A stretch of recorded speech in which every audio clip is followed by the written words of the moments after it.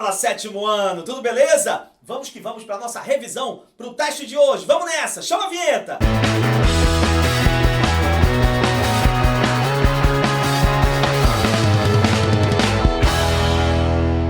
Muito bem, galera. Vamos então conversar sobre as questões principais da nossa revisão, bem rapidinho aqui. São só 42 questões, então é um negócio bem tranquilo, né? Bem rápido.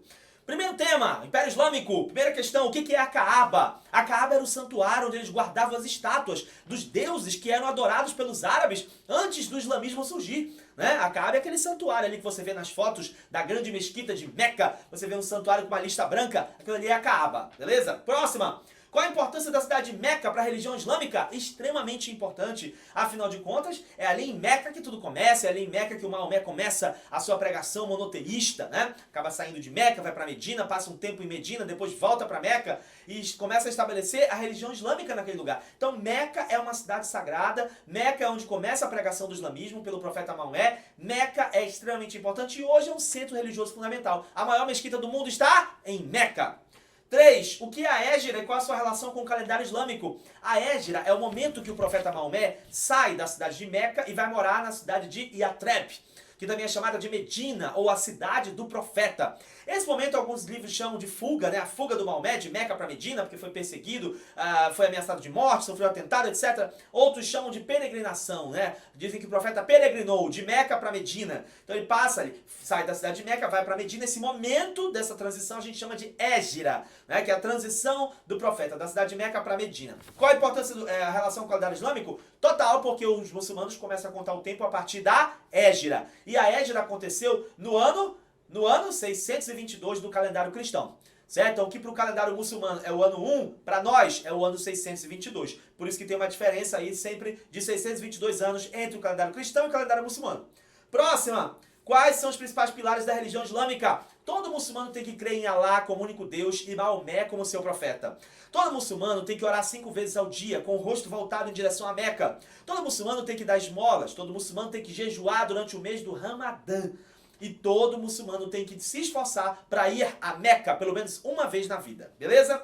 Próximo. Qual é a trama da obra As Mil e Uma Noites e sua importância para a literatura árabe? As Mil e Uma Noites conta a história da Sherazade, né? Uma garota que ousou enfrentar um rei persa que estava matando as meninas porque ele tinha sido traído e para não ser traído novamente, ele decidiu que ele ia casar com uma mulher diferente e matar essa mulher no dia seguinte. Para não ser traído novamente. A Sherazade resolve encarar esse rei e encarar essa parada. Quando ela casa com ele e tudo mais, ela pede para se despedir, contando uma historinha para a irmã, e ela começa a contar a história, o rei autoriza, e no meio da história o rei vai percebendo que a história é super interessante, é super fantástica, é show de bola, e o rei vai se interessando, e aí quando a história está no momento mais interessante, o rei pergunta, e agora? Ela disse, ó meu rei, ela vira baiana na hora, ó meu rei, se o senhor me deixar viver mais uma noite, amanhã eu conto o fim da história. E aí no outro dia, na outra noite ela continua, outro dia, outra noite contando o resto da história. Aí essa outra história ela já emenda com outra história. E a segunda história é mais interessante que a primeira. E o rei tá vidrado na história. E aí na hora mais interessante, mais importante, mais empolgante ali, agora! Aí ela diz, meu rei, se o senhor me deixar viver mais uma noite, amanhã eu conto o fim da história. E nessa brincadeira, Amanda, ela enrolou esse rei 1001 noites. 1001 noites enrolando esse rei pra não ser morta. Haja criatividade na cabeça dessa menina, da Sherazade. Eu acho que na 10ª noite ela já estava assim desesperada, ela já não sabia mais o que inventar. Eu acho que a história da 10ª noite foi sobre as mucuras aladas da Amazônia. Ô meu rei, eu vou contar hoje sobre as mucuras aladas da Amazônia. E ela começou a contar a história para esse rei. Mas enfim, sobreviveu, né, às 1001 noites, depois acabou tendo um final ali com o rei e a irmãzinha dela também, com outro rei, enfim, com o irmão do rei, aquela coisa toda. Então esse é o tema principal. A importância para a literatura árabe, show de bola, né? É um dos clássicos do mundo árabe. É através das 1001 noites que a gente tem várias histórias ali que a Sherazade conta pro rei, dentre elas a história do Ali Babá e os 40 ladrões e várias outras histórias famosas do mundo árabe. Por isso que é importante, porque ela ajuda a entender a cultura do mundo árabe. É muito legal. Próximo, qual era o contexto religioso da Arábia antes do surgimento do islamismo, mano? Antes do surgimento do islamismo, a Arábia era politeísta, ela adorava vários deuses, né? Eram mais ou menos 300 tribos e esse pessoal adorava diversos deuses. Próximo, eram politeístas. Como era a organização política da Arábia antes do islamismo surgir? Aí sim, eram 300 tribos aproximadamente. Essas 300 tribos, algumas delas eram rivais, né? Tinham rivalidades umas com as outras, mas não havia um estado unificado, não havia um negócio assim único ali na Arábia. Eram várias tribos independentes.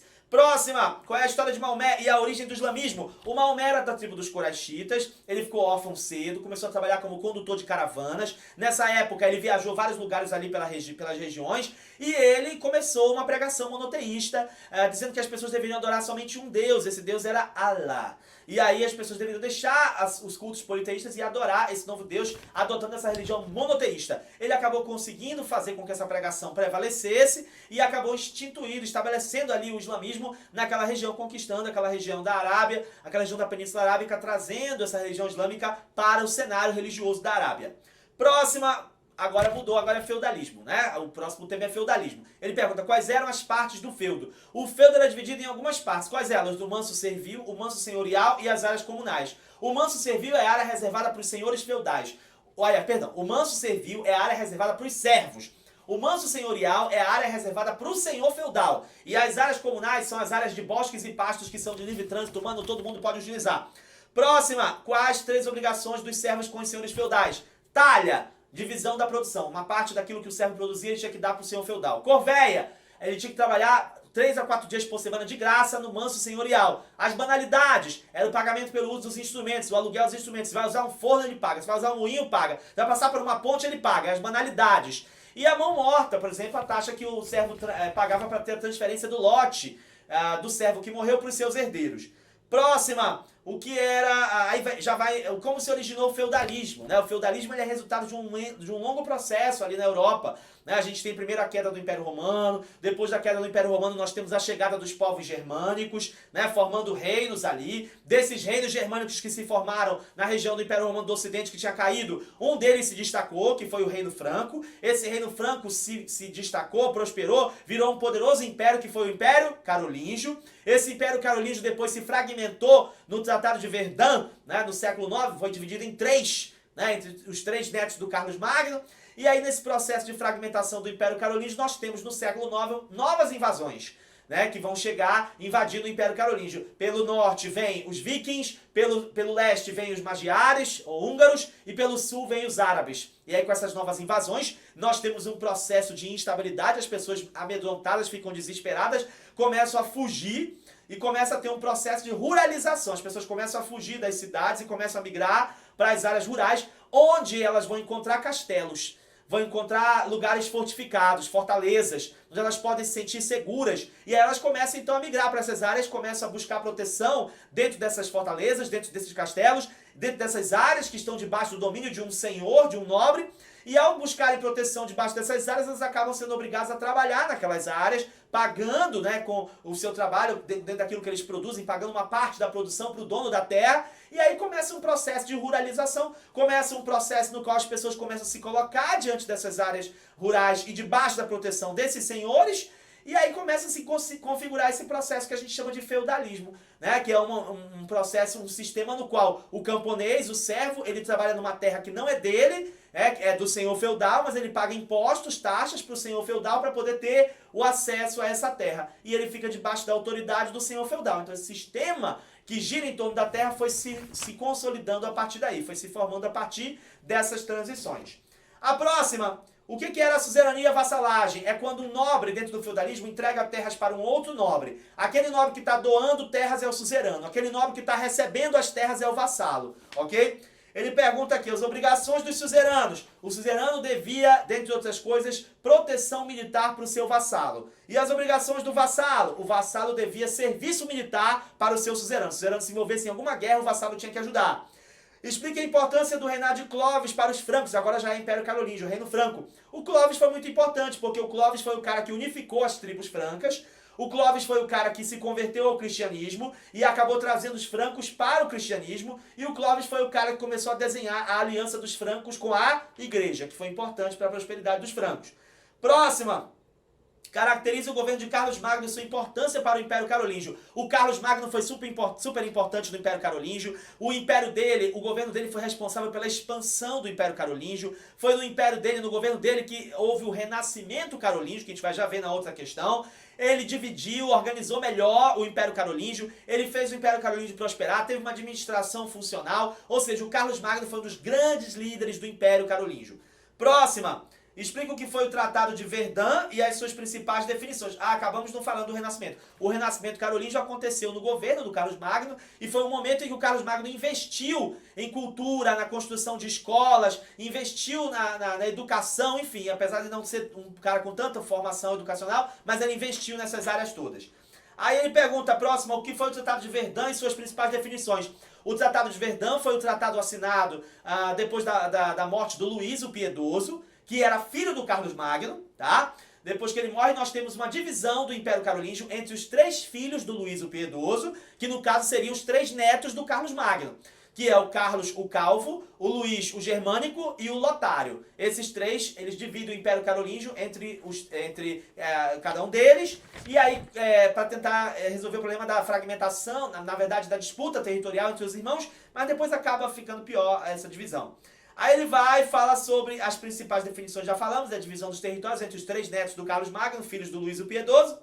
E aí ele prossegue falando sobre os mosteiros. O que eram os mosteiros? Os mosteiros eram aquelas grandes construções medievais onde ficavam os padres, os monges, ali dentro dos mosteiros, desenvolvendo uma vida isolada da comunidade. Esses caras ficavam ali, muitos deles eram monges copistas, ficavam fazendo cópias de manuscritos da antiguidade à mão. Alguns deles faziam as iluminuras, ilustrando essas cópias desses livros. Então é um lugar onde esses religiosos faziam suas orações, mas também copiavam livros antigos, os chamados monges copistas, então tinha um trabalho laboral ali também.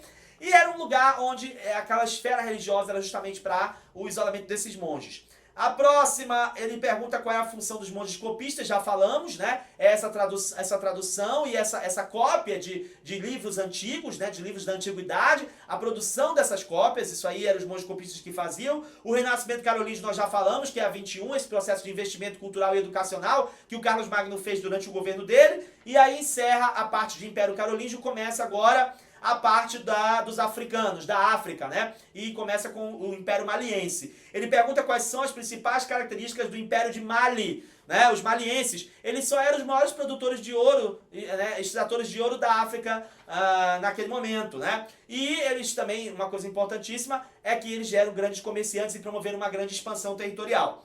A próxima, qual a importância histórica da cidade de Tombouctou no estudo dos reinos africanos? Tombouctou foi super importante. Tombouctou foi uma cidade que foi uma cidade estratégica, onde várias rotas comerciais passavam por ela, mas também se transformou num importante centro intelectual, porque ali em Tombouctou tinha uma universidade que atendia 20 mil alunos e virou uma referência dentro do mundo intelectual islâmico, ok? A próxima, ele diz quais as principais fontes para o conhecimento do Império de Mali. Fontes orais, fontes arqueológicas, fontes escritas, todas elas são fontes importantes para a gente estudar esse império. Na sua opinião, por que é importante incluir a história da África nos currículos escolares? A história da África é super importante porque, afinal de contas, o Brasil é resultado dessa transição. O Brasil é resultado da contribuição dos africanos, da contribuição dos indígenas, da contribuição dos europeus. Nós somos resultado dessa mistura toda que gerou o nosso país. Então a África é uma página super importante da nossa história. Nós temos grandes legados, grandes heranças que são deixadas pelos africanos na constituição do nosso país, por isso a importância de estudar a África. Próximo, o que eram os griots? Os griots eram indivíduos responsáveis pela transmissão de conhecimentos, pela transmissão das tradições, pela transmissão das músicas, né, ali na África. Eu posso ser considerado um griot, né, porque eu faço o quê? Eu transmito conhecimento, eu transmito tradições, eu transmito até música. Não sei se você já viu o meu vídeo, a batalha de rap no Story Loca Musical, na quinta-feira. Assiste lá, tem lá no nosso canal. Até a música a gente também transmite aqui, cara, a gente canta. Então também posso ser considerado um griot, né? Quem eram os berberes? Eram povos do deserto do Saara, tá? Eram chamados de berberes. Próximo, caracteriza o governo de Sundiata Keita no Império de Mali. O Sundiata Keita foi super importante. Esse cara se converteu ao islamismo. Esse cara acabou contribuindo para essa islamização do Império. Esse cara constituiu um processo de expansão territorial, conquistou novas terras. Esse cara foi um cara importantíssimo no fortalecimento do Império Maliense. Próximo. As principais atividades econômicas desenvolvidas no Império de Mali: agropecuária, artesanato, comércio, tudo isso são atividades desenvolvidas por eles. Próxima, o que eram os vanguaras? Eram mercadores, né? Mercadores malienses eram chamados assim. Próximo, qual é o tempo de duração do Império de Mali? 230 anos. Próximo, quantos habitantes do Império de Mali chegou a ter? 45 milhões de habitantes. Próximo, quais motivos podem ajudar a explicar a longa duração do Império de Mali? Eles tinham um exército poderoso, eles conseguiam conter as revoltas, eles respeitavam os povos dominados, as tradições dos povos dominados, então conseguiam manter esses povos sob controle. Tudo isso ajudou o Império de Mali a sobreviver mais tempo. Próximo, Que fatores ajudam a explicar a crise do Império de Mali? A crise dos malienses aconteceu, ou malineses, como alguns livros falam, aconteceu porque os próprios líderes começaram a entrar em conflito, né, entre eles, e isso acabou enfraquecendo o Império, assim como também outros reinos inimigos conquistaram mais poder, mais força e mais territórios e acabaram ameaçando os malienses, ou malineses. Qual foi a maior migração já vista na história da África subsaariana? Foi a dos povos bantus, quando os bantus começaram a migrar da região do atual Camarões e foram lá para o leste, lá para o centro e para o sul, na verdade, do continente africano. Essa migração durou 2.500 anos, então a maior conhecida da história dessa África subsaariana. Quais os grupos que habitavam a bacia do rio Zaire? Os ambundos, os bakongos, os lumbas, né? Esse pessoal todinho. Próximo.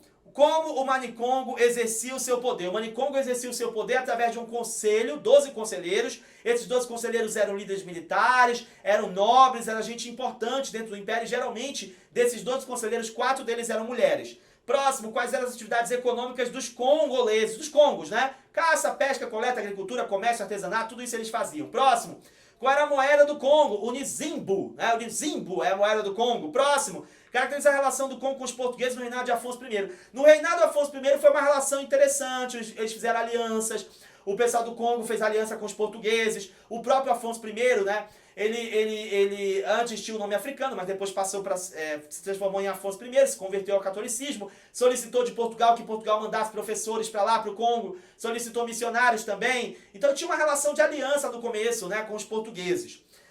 Caracteriza a relação, já falamos por que a relação entre os congoleses e portugueses entrou em crise. Por que entrou em crise? Porque os portugueses ficaram de olho no Congo. Os portugueses ficaram de olho nas minas de ouro, nas minas de prata do Congo. Os portugueses queriam usar o Congo como mercado de escravos. E isso acabou azedando a relação com os congoleses e com o rei dos congoleses, que era o Afonso I. Eles acabaram entrando em guerra em função disso. E a última desse questionário cite 3 palavras bantas e os seus significados. Moleque, por exemplo, é uma palavra de origem banta, né? Essa coisa de menino, garoto, moleque, é uma origem banta. Cochilo, né? Negócio de cochilar, dormir, também é uma palavra de origem banta.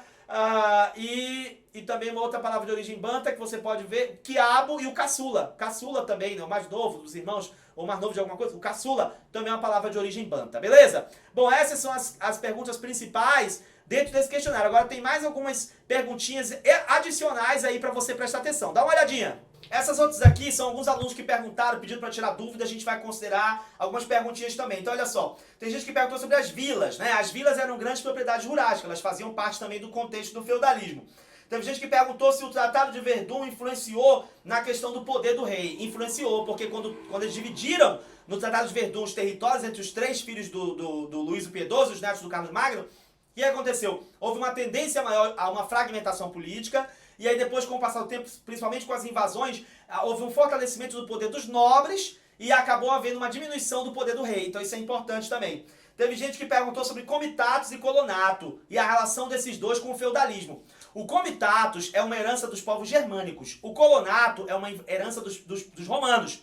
O comitatus eram aqueles grupos guerreiros, que constituíam laços de fidelidade entre o líder militar e os seus guerreiros. Eles faziam alianças, eles faziam laços de fidelidade. Então esses grupos, esses laços de fidelidade, são chamados de comitatus, dentro do contexto dos povos germânicos. Eles influenciaram na formação do feudalismo? Influenciaram. Porque esse comitatus que veio lá dos povos germânicos, depois a gente vai ver com o processo de mudança acontecendo de uma forma um pouquinho diferente, mas vai acontecer lá no feudalismo, que é o quê? A suzerania e vassalagem.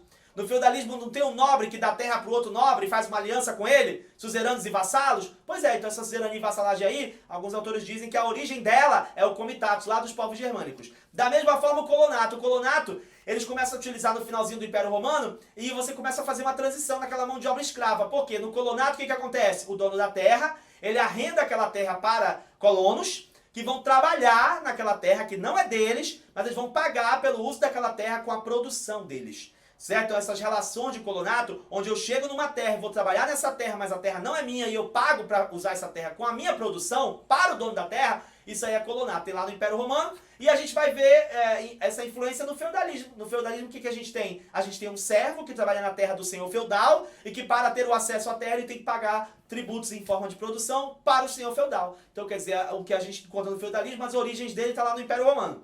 Aí você teve gente que perguntou sobre mobilidade na sociedade feudal. Tinha uma ausência de mobilidade social na sociedade feudal, porque a sociedade feudal é uma sociedade estamental. Ou seja, ela é dividida em estamentos, grupos sociais definidos. Então é muito difícil você passar de um grupo social para o outro na sociedade feudal. Como é que ela é dividida? Eu tenho a nobreza, eu tenho o clero, eu tenho os servos, né, que são os 3 grupos principais dessa sociedade. Então você tem uma difícil mobilidade, dificilmente você vai passar de um grupo social para o outro. Essa sociedade é estamental, então ela praticamente não tem mobilidade social. O islamismo chegou na África, chegou no norte da África. Nós temos vários territórios na África que foram islamizados, porque o islamismo chegou nesses lugares. O islamismo impunha a religião onde ele chegava? Alguns autores dizem que o islamismo no começo ele não fazia essa imposição. Ele chegava, aqueles que queriam se convertiam quando a região era dominada. Quem queria se convertia, quem não queria se converter ao islamismo poderia continuar seguindo sua religião, mas pagava impostos para o governo muçulmano que se estabelecia ali naquele lugar. Ok? Aí teve gente que perguntou sobre feudalismo. Quem é que concentra poder no sistema feudal? É o rei ou é o nobre? No sistema feudal, o rei é figurativo. O nobre é que manda. Quem manda é o senhor feudal de cada feudo. O rei, ele só manda no feudo dele. Ele não concentra poderes no sistema feudal, o poder é descentralizado. Cada senhor feudal manda no seu próprio feudo e o rei só manda no feudo dele. Próximo, economia monetarizada no feudalismo. Tinha comércio no feudalismo sim, mas o comércio era reduzido. A economia era fundamentalmente agrária e o comércio é reduzido. Era baseado nas trocas. O que estava sobrando num feudo, eles comercializavam com outro feudo. Próxima, a sociedade, ela era estamental. O que é isso? É uma sociedade estamental, ela é dividida em grupos sociais definidos pelo nascimento. Na sociedade feudal, nós tínhamos o clero, os nobres, os servos, tudo muito definido, né? Era difícil uma pessoa passar de um grupo social para o outro, uma sociedade com uma mobilidade social muito restrita. Praticamente não havia mobilidade social nessa sociedade. A importância da terra no feudalismo é completa, o sistema feudal gira em torno da terra, quem tem terra tem poder no feudalismo. Ele fala sobre a questão, tem gente que perguntou sobre a mão de obra no feudalismo. A mão de obra fundamental do feudalismo é a mão de obra dos servos, não é a mão de obra dos escravos, né? O servo, ele é aquele que sustenta o feudo, que faz o feudo acontecer. Tem gente que perguntou sobre a igreja condenava os juros, a usura. A igreja condenava os juros e a usura. Essa usura, essa coisa do lucro, essa coisa de vender as coisas com juros, ela condenava, porque ela dizia que você vender uma coisa com juros é você vender o tempo, porque quanto mais a pessoa parcela em várias prestações, mais juros ela paga. Então você está vendendo o tempo, e o tempo pertence a Deus, não pode ser vendido. É isso que a igreja pregava, por isso ela era contra a usura e os juros. A igreja condenava a sociedade feudal, pelo contrário, a igreja justificava a sociedade feudal. A igreja dizia que assim como é no céu, Deus Pai, Deus Filho e Deus Espírito Santo, cada um tem a sua função, assim é na terra também. Clero, nobreza e servos, cada um tem a sua função. Por isso as pessoas tinham que se conformar e levar essa vida até o fim, acreditando que foi a vontade divina isso. Essa divisão social. A igreja defendia o rei com poder. A igreja, ela defendia aquele sistema como ele estava, porque a igreja era a grande senhora feudal da Idade Média. A igreja era detentora do poder político, do poder espiritual. Ela é a grande detentora de terras. Ela é a grande senhora feudal da Idade Média. Todo árabe é muçulmano? Nem todo árabe é muçulmano. Todo muçulmano é árabe? Nem todo muçulmano é árabe. Não é porque o cara nasceu na Arábia, ele vai ser muçulmano obrigatoriamente. E não é porque o cara é muçulmano que ele é árabe. Né? Ele pode ser muçulmano, nasceu em outro lugar e se converteu depois. Certo? Então nem todo árabe é muçulmano, nem todo muçulmano é árabe. Beleza? Muito bem, pessoal. Tiramos as dúvidas da galera. Fizemos o nosso comentário, nosso questionáriozinho de revisão. Então vamos que vamos. Você está pronto para fazer a prova? Até daqui a pouco. Até a próxima. Tchau!